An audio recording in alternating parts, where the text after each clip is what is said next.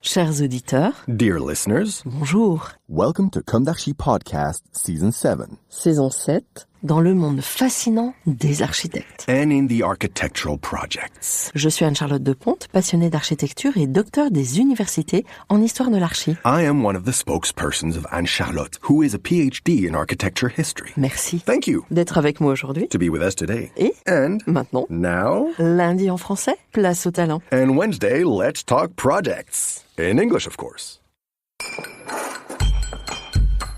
Bienvenue dans Comme d'Archi.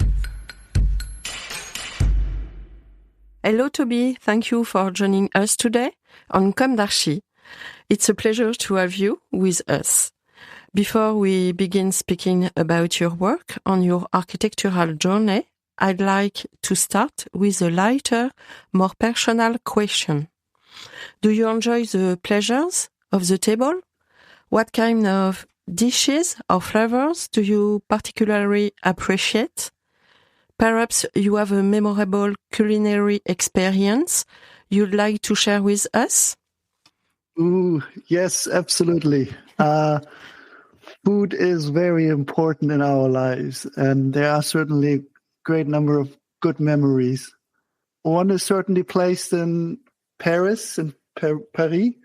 We visited, I don't know, maybe 8 years ago or so with our 3 daughters. And one day we had an apartment up at the Montmartre. Mm-hmm. We spent all day walking around the city. And so the girls were younger, 10 years old or something. So, but they were good troopers, and we were spending all day. And at the end of the day, we were, of course, tired. Our legs were worn off. And we had found ourselves back up on the hill of Montmartre. And all we could do is look for a restaurant to find something to eat. And of course, with 5 people, it's hard to find a restaurant that would take 5 people. It's not a good number. 4 apparently is much better. So we went from door to door with our broken French and asked for 5 people, be seated for 5 people. And no restaurant until we made it to a small restaurant, some side street, a hole in the wall. And yes, come on in. And we sat down, and so we were tired, worn out, hungry, and they asked, and we were trying to communicate. Them not speaking much English, us not speaking much French, but so we understood that they had a house dish, and we said, of course, and it was sorry for my pronunciation, but it was a boeuf bourguignon. Perfect. And thank you. And it was from heaven. I mean, it was so good. They served it on, I don't even know, it's mashed potatoes. I don't know, pomme puree. And red wine, house wine. It was by far the best food we ever had, best wine we ever had. It hit the spot. We were on a big table with other guests, and we didn't ask any questions. We were just like, you decide for us what is best to eat and to drink, and it was just so good. It was perfect. But I'm the cook in the family here, and so every night we prepare a dinner from scratch and sit together, and food and its rituals is important to us, to come together and sit together around the table. Good smells of the food. I grew up in Germany, and my mother was a cook in our family when I grew up, and food was always very good. I have another great memory in France that was in the Provence. My wife, we weren't married back then. She's from the United States, but we were living in Hamburg, Germany. and we did a trip to the Provence, and we stayed at a very small village in the hills. It was one of those historic French villages, nothing but stone buildings, and they had a market, and we would go there and buy fresh cheese and fruits and whatnot, and we found a vineyard, a winery close by, and asked for wine, and they looked at us, and we tried to communicate again, and they ended up bringing us these plastic jugs, big. In the United States, there would be like milk jugs, these big plastic things full of wine, and we thought, what is this? And they gave it to us for what must have been next to nothing, a couple of euros, and we would take it, climbed up the hill with our cheese and fruits. That wine was just delicious. It was incredible. It was so good. And this person just handed it to us like it's just sort of like, we don't have time for you, whatever. Here's some wine. Here's the plastic jug. And it was just so good. It was so good. Mm-hmm. Okay, thank you very much. But restaurant French welcome needs to improve further, I think.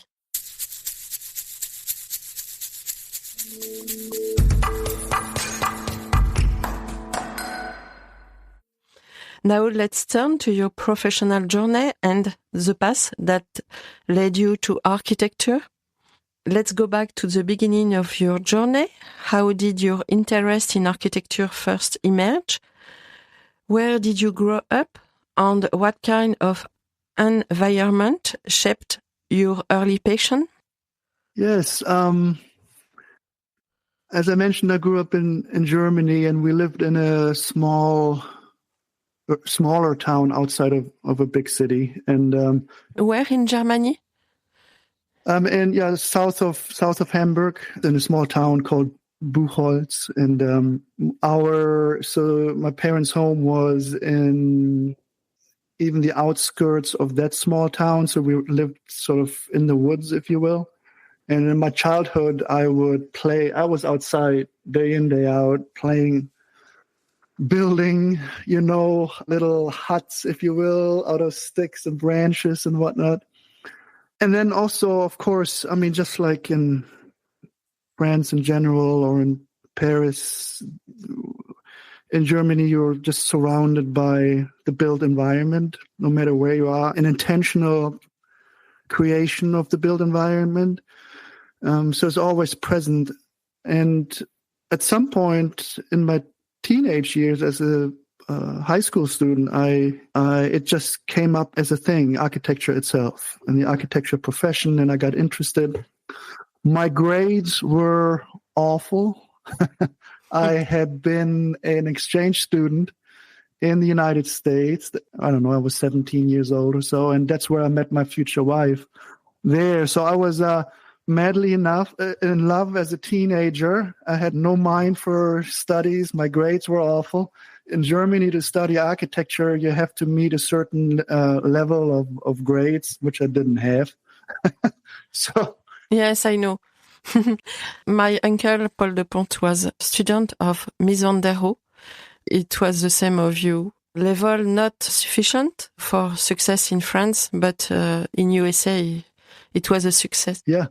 So did he then study in the... No, U.S.A. He studied with Mies van der Rohe at the Illinois Tech in Chicago. After he studied in Harvard, so he was PhD.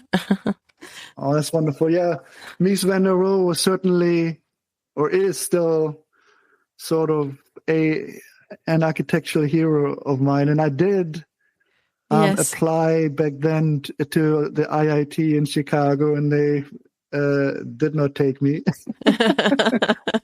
So I ended up doing a apprenticeship as a draftsman in Germany. Mm-hmm. And that is a big deal in Germany, the kind of apprenticeship for all kinds of jobs. And so it's a 3-year thing where I worked in a big firm most of the time. And then every, let's say 3 months or so, I would go to a school for a couple of weeks or so. And I really learned drafting like nothing else. It was amazing. And I got to start drafting by hand for a whole year before, and this was in the late 90s. So the computers had just come around, and CAD, and which the last 2 years they put me in front of a computer. Mm-hmm. But I learned sort of the techniques, if you will, of an architect. And it was transformational for me. But so I certainly wanted to become an architect. So eventually my wife and I moved to the States to give it a try. And I got to study architecture in Charlotte, North Carolina, where we still live, mm-hmm. at the school there. And now, 20 years after I graduated there, they called me back, and I got to teach 2 semesters, a studio class, third-year architecture students. So, yeah, the circle has kind of closed. And, mm-hmm. That's maybe sort of my thing. And, yes, certainly Mies van der Rohe had been a big influence to me. Yes, we see that in the structure of your houses. Yeah, mm. Yeah, that's interesting that you can see it. So I'm focused completely on designing and occasionally also building single family homes, so houses from the ground up. And the Edith Farnsworth house from Mies van der Rohe is still, for me, maybe one of the best residential buildings that ever has been created. It's just amazing. And yes, it's interesting for you to see that in the word. At one point, real quick, at one point I would travel even before I studied architecture, and try to see as much interesting architecture all over the place, wherever I could. And, with the cross-cultural kind of trappings, I had the chance to see great work in Europe and then in the States as well. And one of the travels, I got to see the Farnsworth house in person before it was. Now it's a museum. And so back then it was behind trees as a big property. And I did not dare to climb over the fence, but I saw it from the fence, and I was contemplating, should I climb over and get closer? But I ended up just, seeing it from afar. Yes, the Farnsworth house is just wonderful. I visited it 20 years ago. So one of my recurring questions on Comme d'Archi is this: do you feel today that your professional path has matched what you imagined when you left architecture school? Yes. So definitely. And I almost have to rephrase that question and say that what I imagined even going before I went to architecture school, for me, the architecture and the creation of architecture and being in architecture, I had a certain image and imagination what that would be and look like. And I went with that into school. And even in school, I was very critical. I wanted to learn, and so I was very discerning of what I felt like was helpful and what wasn't. At one point, I remember even at the end of my studies, I was so disappointed that I decided to do my own class. And so we talked to a good professor of ours as a mentor, and we set up our own class in which we actually studied architectural details. And so a friend of mine and I together, and we would find interesting architecture around here that we would sort of record interesting details, and then created a whole little booklet out of it. Because that was sort of part of what I appreciated in architecture, was how the beauty really in architecture is seen in every last little detail. And if you care, if you understand how things go together, if you play with how things go together, if you understand the materiality, learn through it, and wonder how they come together. Eventually a building comes out of it. But I think it's very important to understand those details. In any case, I was so focused that even when I left architecture school, what I'm supposed to do here in the States is work in a firm for 3, 4, 5 years and then get licensed. But I had no patience anymore. I was 30 years old at that point. So I started a firm right then and there with a friend of mine, which eventually I sold to him. And before I have my current firm right now. And so I essentially shaped my architectural sort of world around me to my understanding of what I wanted it to be. And I don't know what your question is based on necessarily, but what you see in France. But here in the States, there's a big difference between what happens in school and then what happens in the professional world. They're like two completely different worlds. The school is very design heavy, and then in the firms, it's all producing drawings, and it's not pretty. Okay. Architects are essentially overworked and underpaid, and you don't get any good work. All it is like, give me a drawing as quick as possibly and as cheap as possible. And I didn't want to have to do anything with it. That was not what I saw the richness, beauty, and power of architecture to lie in. And so I have been very cognizant of where I wanted to be and how to get there. And it has worked out for me. I get to work now on great projects and only great projects. Enjoy it. My work is being appreciated. I'm being appreciated. I get to work with great people on great projects. Okay. Thank you. Bravo. Thank you for sharing this. It gives us a sense of the foundations that shaped your practice.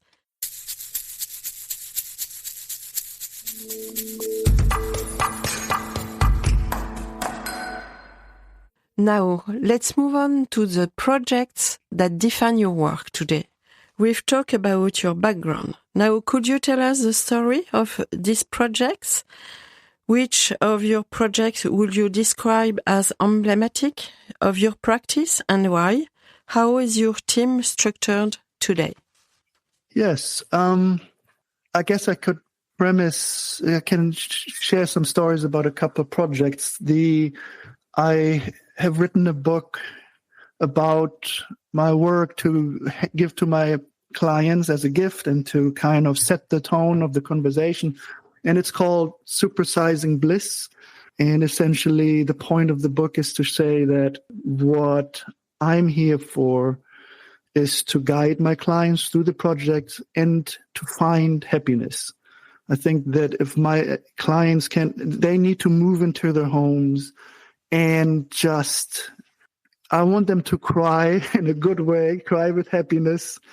As you walk into the home, forget all the stresses you bring with you from work and what have you, but be at peace and be happy. And I think that's what I'm after, that my work creates a platform, a stage for that happiness to be able to occur. And so all of my projects are looking at that or are trying to create that. And I think that, and so I've boiled it down. There's, of course, so many pieces that go into it architecturally, but I have sort of boiled it down to be able to talk to my clients who are not architects in 4 pieces. One is to concentrate on the quality of space, to concentrate on the quality of the material, the texture of the materials, then the structure, to be focused on the structure. That's maybe why you see Mies van der Rohe's work in mine. That's pretty impressive. I mean, which was at times very structurally expressive. And then natural light and shadow. And so I essentially use those avenues to create places that are just peaceful. Being a guide, and you ask also about the team. So being a guide means for me that I have to, every project, there's 100 people involved to build it. and to create it. And so my job is to understand my clients, their situation, and then find the right people that can excel and do their best work to create that project. And so it's very important for me to guide my clients and everybody else through the project. And I truly think that when in the process of the making, everybody is at their best and happy, then that happiness and goodwill kind of is expressed in the home itself for the clients from the get-go. And so those pieces are very important to me. And so, yeah, they're great examples. I mean, there's 2 projects here in the Charlotte area. One is a lake house with a beautiful view, natural setting. And then the other one is situated in the city, very small lot. That one we just finished recently, and it's called the Cohen Davies Residence. And so in their case, they asked for a home that was very open to the nature. And it's a very small, tight lot in the middle of the city. And the south, which is, of course, where the best light comes from, where a house wants to open up to, was straight to the street. Lots of people. There's a park across this property, so lots of people walking by the house constantly. And so the question was, how do we create privacy within that setting and opening it up to the south where all the people are? And so we essentially use these walls, freestanding walls, out of a black brick that created all of these sort of courtyards and pockets around the house. And so that the house could be, at least in the living spaces, essentially have glass all around them, all around the spaces. But then there would be an outdoor space that is then bordered by these freestanding walls. If you're talking Mies van der Rohe, right, it's like the Barcelona pavilion, if you will, in many ways. And so it created just this gorgeous, this amazing, peaceful place. So you walk up, it's a cool looking house from the street. The entry is hard to see and to find, and it looks kind of shut off to the street. There's no windows visible from the street. And as you walk up, suddenly this house opens up. And when you're inside, it is just light filled through all seasons. And it's absolutely gorgeous. Yeah. It has this beautiful flat roof in one section that cuts through the entire house. It greets you at the beginning. There's a wood ceiling, flat plane, very Miesian, Barcelona pavilion-like, if you will. This flat roof, and it starts as a carport and then becomes part of the house, and it cuts through the house.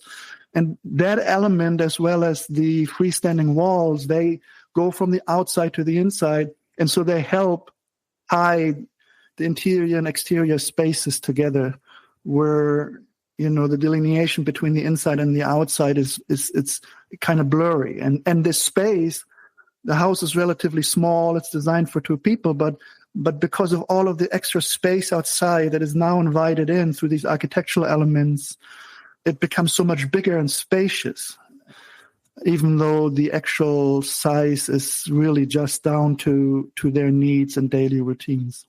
Mm-hmm. What about the sustainable ways in architecture? Yes, the sustainable part is very important to me.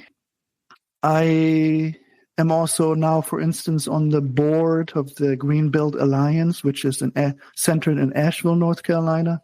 And they have a whole rating program to rate homes for their sustainability. But in that world, what I've found is that the builders and architects that are interested in all of this, they can get very wonky, very professorial, if you will. They go all in the details and this and that.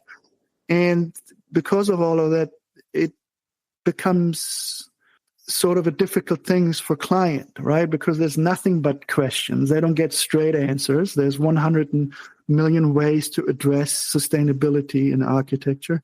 Mm-hmm. And they don't get any straight answers, right? Because everything is so like, well, I know this and this, and you go down into the detail and becomes absolutely useless. And so for me, it has been always the question, so how do I create sustainable homes, aim for net zero homes, so homes that, essentially energy free at the end of the day.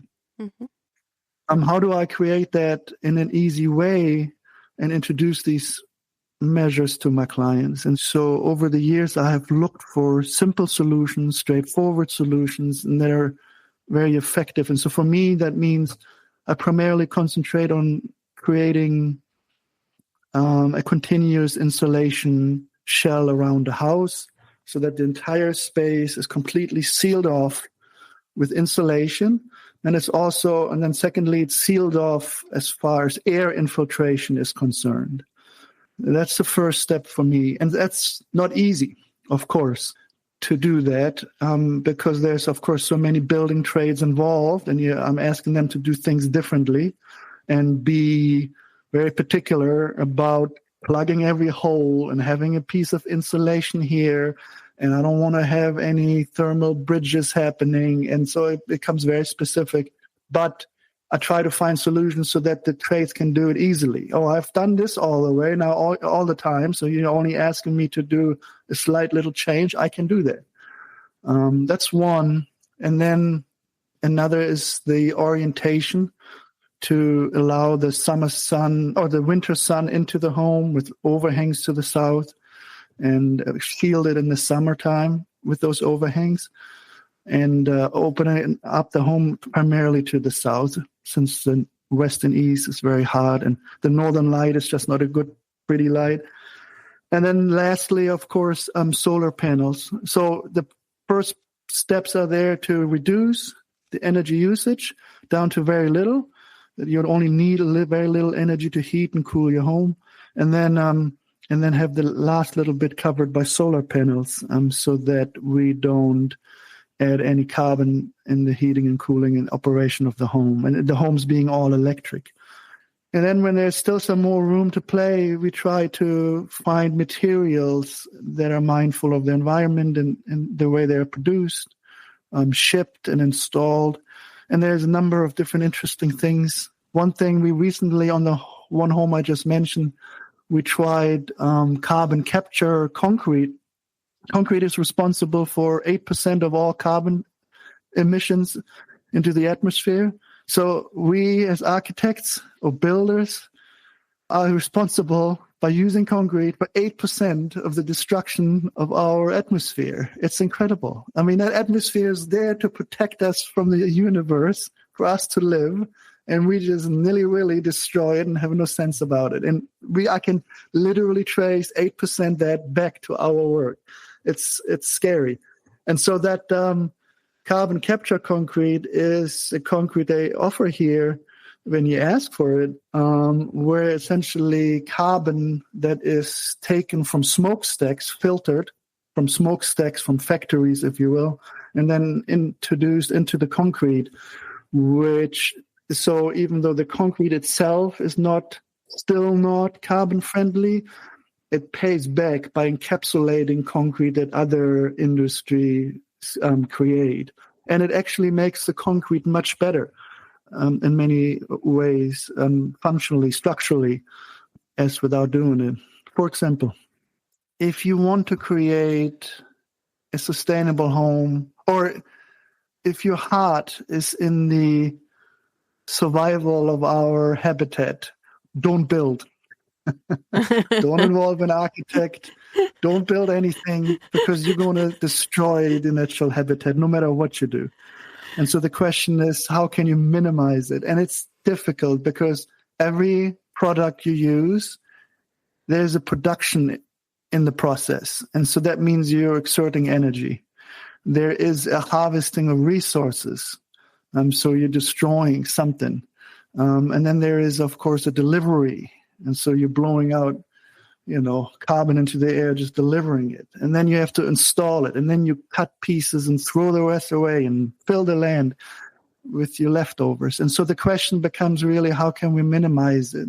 And how can we cut some of the pieces out so we can be a little bit friendlier? And so, for instance, in that house I just mentioned several times, we used for exterior siding reclaimed wood. And so these were boards of wood that were used for horse pastures. And so this is reclaimed. That is, would take it down, those boards, cut them to size, and then bring them to our site, and they would be already weathered. And so they already come sort of ready to withstand the weather from here on out. But we didn't have to cut down any trees. Wood in itself is a carbon capture factory. Trees capture carbon. And so if we actually use wood in our buildings, we keep that carbon captured. In this case, we didn't have to cut down any trees, reduce any forests, but use the wood that has been used already before. But it still had to be cut, and it still had to be delivered. And there's still some leftovers we threw in the landfill, which then rots away and, emits carbon into the atmosphere. But so just like that, we try to find materials and work with companies that are really mindful of the environment in their production, in their creation. It is still a question of costs, especially here in the United States. Everything is made to be cheaper and cheaper and cheaper, and which means the production is worse and worse, and the pollution is worse and worse. And so when you ask for the special and for the different, it ends up costing more. And so then the question becomes, all right, how can I ask my clients to spend more money on that which is good, but how far can I push them, and how far is it reasonable for them and their life to ask for it?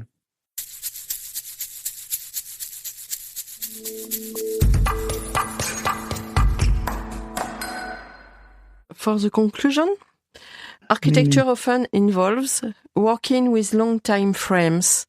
What perspective would you offer to help us better understand the world we're living? Mm-hmm. Yes. Ooh, that's a loaded question. Yes, I know.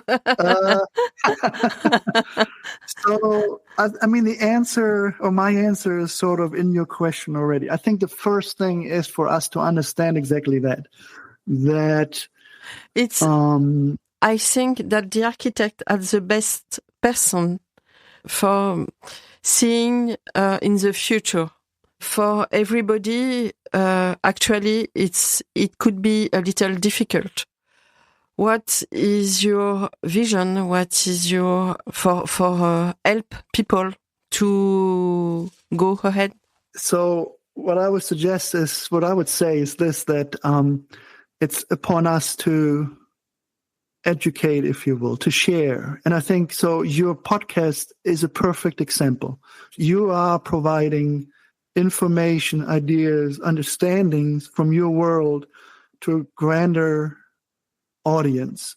And what my experience has been here is that architects are in general very insular. They love to talk to themselves because nobody understands. Oh my God, nobody understands. Yes, me. I know. I'm a poor architect. I have all this brilliance and I don't get to share it. Well, it's upon us to just do it and just exactly what you do. And I think, and so that's the first step, is that we have to talk and share our ideas with people that are not architects, with our clients, and sort of paint a picture of the richnesses that we see. And it's fascinating for you to ask about sort of the food, and you called it the culture around the table, maybe at the beginning of our conversation. Thank you.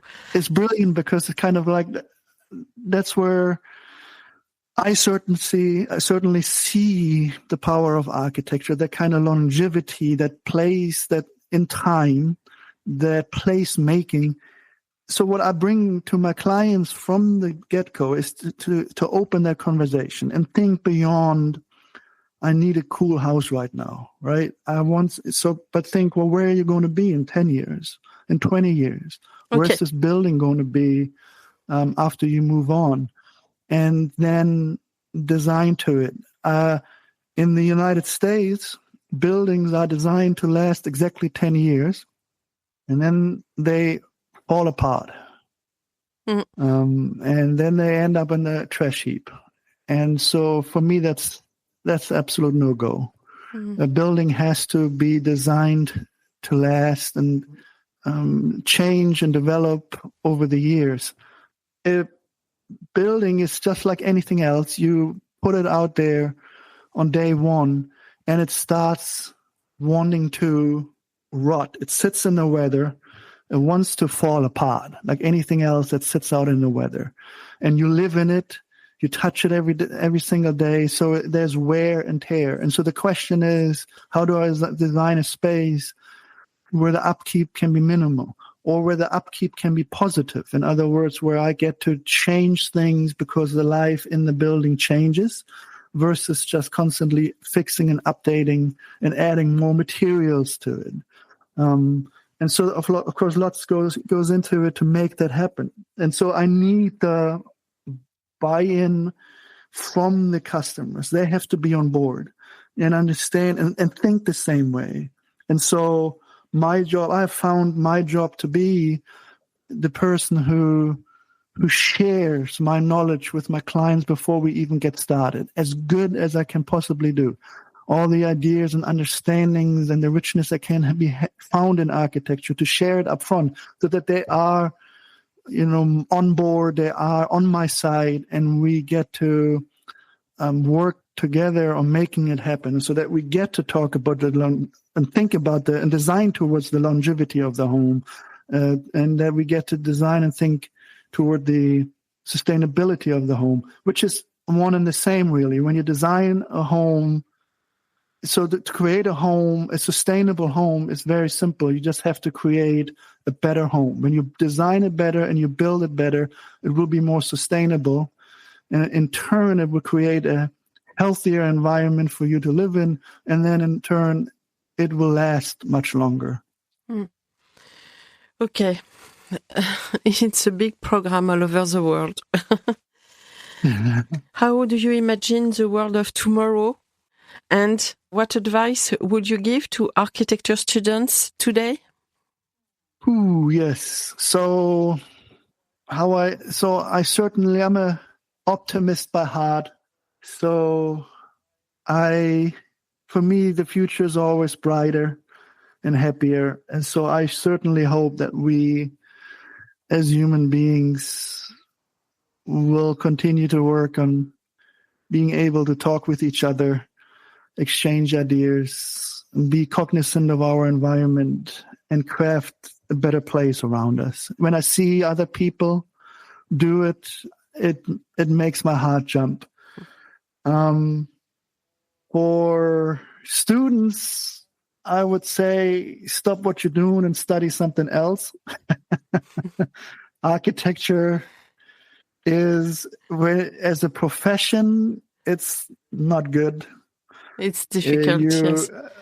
Won't be paid anything. You'll be overworked. You will hate what you work on. You'll do menial, stupid stuff. Nothing beautiful. So do something else. If you are deciding to stick around and do it anyways, I would say first to try out as many things as you can possibly do. Stick your toe into as many different things that you can find in order to find something that really speaks to you, where you feel like this is where I am excelling, where I'm shining, where I'm good, that fills my heart. I could do this for the rest of my life. That's your job as a student, to find that piece, whatever it might be. And then if you're lucky enough to find that, dive in, trust that this is for you, and don't look back. And so in the end, a little down the road from your career as a student of architecture, you will have the opportunity to focus, and you will have to, at some point, focus on your niche, whatever that is, because then you can become the expert, the valued expert, the person people will turn to ask the questions, and then also pay you appropriately for your expertise. But you cannot sustain that expertise, build it, grow it, stay excited in it, and grow that expertise if it's not something that really speaks to you and where you feel like you can constantly get better at it and grow and it's easy to get up for. That would be my advice. Okay, thank you very much. Great. Dear, a last word? From me? Yes. Well, thank you for having me. I love what you do. I've listened to a few episodes of yours. I think you're doing exactly that, what all of us as architects are asked to do, is to share Thank you very much. Our knowledge and expertise with the greater world and make it accessible to other people. There's so much richness in architecture. For me, good design improves our lives, hands down. And architects are, some of the quintessential designers to understand that and provide that beauty, that well-designed environments around us at grand scales and small scales. It's for us to create those opportunities to share it with everybody and to provide it to everybody and create this opportunity where we get to design and create beautiful things that will enrich our lives. And so, architecture can be certainly the most wonderful thing to create that, but it takes determination and it takes openness and it takes empathy and sympathy with our fellow humans to just share and provide and show up for that to happen. Thank you so much, Toby, for your testimony. Wonderful. Dear listeners, thank you. Thank you. Dear listeners, thank you for joining us today. See you next week for another topic. Until then, take care. Goodbye. Thank you. And yes, goodbye. Goodbye.